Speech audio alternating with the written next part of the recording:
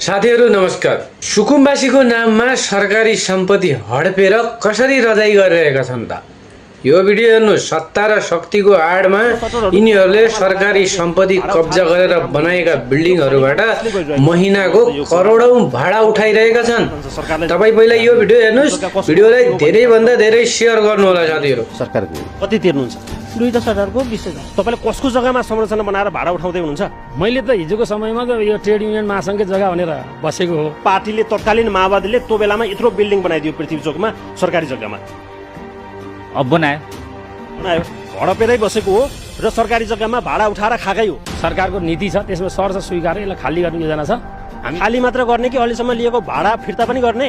होइन, सरकारी जग्गा हडपेर कारलाई खडा गरेर पसेर भाडा उठाएर खाएर यो कस्तो खालको सुशासन हो त? भाडा उठाएको छैन, यो अलिकति भ्रम चाहिँ नपरोस् तपाईँहरूलाई। ट्रेड युनियन कांग्रेसले भाडा उठाएर खाइरहेको बिल्डिङ कसलाई तिर्नुहुन्छ भाडा? खै यो अफिस भन्छन् कि माथिल्लो तिर्छ। माथिल्लो अफिस भनेको त्यो कांग्रेसको ट्रेड युनियनको कांग्रेसको अफिस। हजुर हजुर। ट्रेड युनियन कांग्रेसको हजुर। यहाँ बुझाउनुहुन्छ। सरकारी जमिनलाई कब्जा गरेर भवन बनाएर भाडामा लगाएर खान पाइन्छ? राज्यको जमिन हो, जमिन अनुमति प्राप्त हो। भाडा उठाएर खानको लागि अनुमति प्राप्त हो। अब यो कार्यालय सञ्चालन सँगै चाहिँ जोडिएको कुरा छ।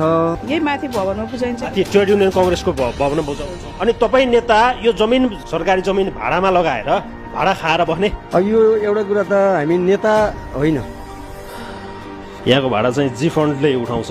एमाले निकट कति भाडा दिनुहुन्छ यहाँ? मैले 28,000 रुपियाँ। भाडा कसलाई बुझाउनुहुन्छ यहाँ? यो माथि अफिसमा, कुन अफिसमा? सङ्गठन अफिस। सङ्गठन अफिसमा। सङ्गठन कसलाई बुझाउनुहुन्छ भाडा? जी फन्डको अफिस। जी फन्डको अफिसलाई। नगर विकास समितिको जग्गामा यो भवन बनेको हो कि होइन? हो। नगर विकास समितिको जग्गामा भवन बनाएर भाडा उठाएको हो कि होइन? भाडा उठाउने क्रममा के हो भने भाडा उठाए पनि हामीले भाडा यो बिल्डिङ कसको हो? यो त हामीलाई थाहा छैन। अन्त जग्गा भाडामा लिँदैनौ, हामीलाई फेरि सरकारी ठाउँ हामीलाई दिनुपर्छ, यहाँ उठाउने दिनु पर्यो। को हो र तपाईँहरू?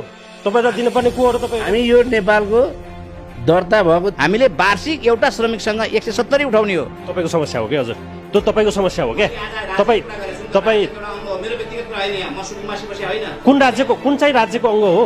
नेपाल सरकार श्रम विभागको दर्ता नम्बर 1 मा दर्ता भएको संस्था हो। सामाजिक सङ्घ संस्थाहरू त राज्यमा दर्ता त हुनुपर्छ, कम्पलसरी कुरा हो।